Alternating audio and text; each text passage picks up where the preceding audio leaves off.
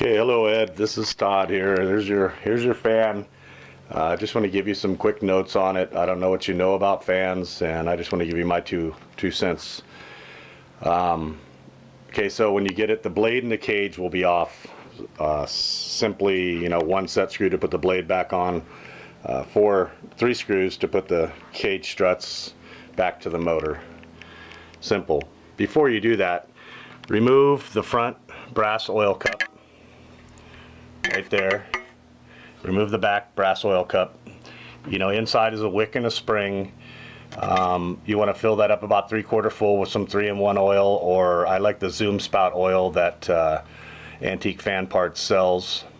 Also, that wick inside is brand new, so maybe every year or two you want to buy a piece of that wick from Antique Fan Parts and change that wick out. Just you'll know how far it sticks out now, and that's how far you want the wick to stick out when you replace it. It should be good for years. I check the oil every 3-4 months depending on how much you run this fan.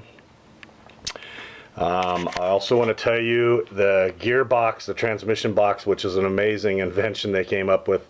There's a gear inside that is a convex cut brass gear that I was going to have one replaced one time a long time ago, and it was almost I think $800 they wanted just to cut the gear inside this box. So open this box up every year and maybe wipe out any of the grease in there and put in some more grease. I use the white lithium grease. It'll probably be good for 5-10 years, but it's only one screw. Just take it out, make sure that box is almost full of white lithium grease. We go to the other side. It's an amazing fan. I'm already missing it. It's not even shipped yet. So once in a while, just one drop of grease on the connecting rods, just to give it to something to slide against. Every year, probably plenty. Maybe one in here with this small drive gear. Also on the pivot point down here, which is another amazing thing they came up with. This lets the fan actually pivot and push back and forth.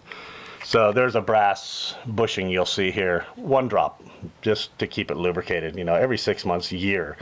You just don't want to make a mess by putting a bunch of oil all over. Let's see. What else? So that's about it, really. One more thing I guess I'll show you that it is running. It starts on high speed. So we're going to turn it to high, and then medium and low at the end. So anyway, I'm going to leave it running on high speed. So to make it oscillate, it's just simply this brass knob. Push it in, it'll catch itself, and it'll take off. Okay, so to stop it, you can just pull it out at any time. Just pull it out. There's a pin in here with a spring underneath the screw, and it slides on a groove in there and lets this pin come up over and hold this out, which disengages it. You simply push it back in, it'll catch itself and take off.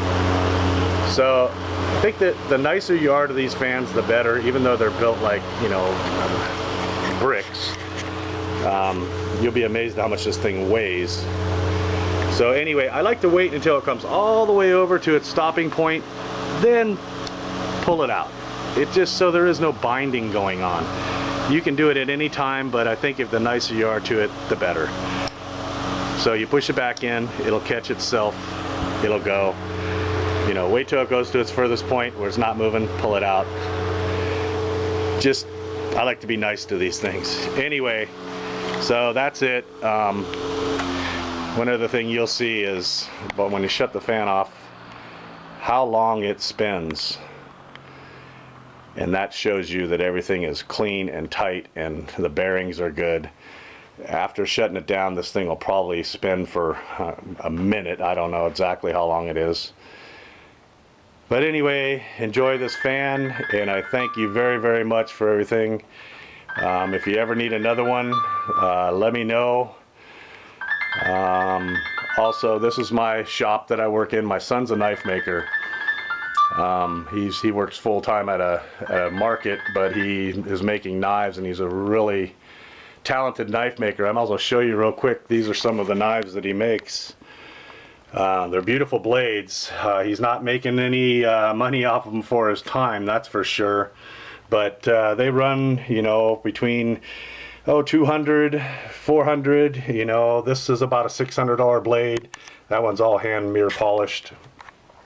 Anyway, if you know anybody that would like to purchase a really nice custom knife, he'd love to talk to you. Here's my wall. I like GE, so I've bought some big brass locomotive signs and stuff.